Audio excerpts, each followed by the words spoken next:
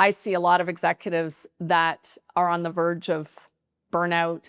And I say burnout, but I think it's an earned space in business, because if you've worked really, really hard, certainly there are times where that's a possibility that you've actually burned yourself out. So if you don't have the right people surrounding you and contributing into your success in the same ways that you're often giving out, it can be a really tough time. So that ability to figure out who it is that celebrates you, doesn't tolerate you, who it is that brings out the best in you, that challenges you, that you trust their opinion of when they give it to you, of who you are and what you're doing, and also that has the capability of seeing your potential.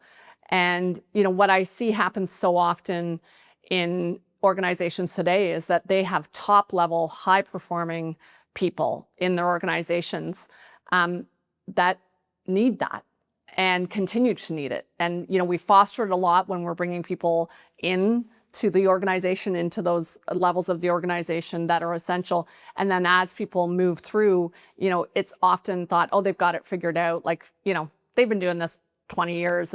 They're all good. But certainly from my experience, it doesn't matter where you've gotten to in your career, having that support network around you is essential. And I sometimes joke, because when I first had my kids, and any of the people out there who have had kids, I remember distinctly my twins being in the swimming pool. We're on vacation, and as the mom, you're there and they're just constantly, Mom, tell me how long I swim from this end to the other end. Mom, watch me dive. Mom, throw something for me to get from the bottom of the pool. And I used to think, like when little kids, they have this sign on their forehead that says, make me feel important.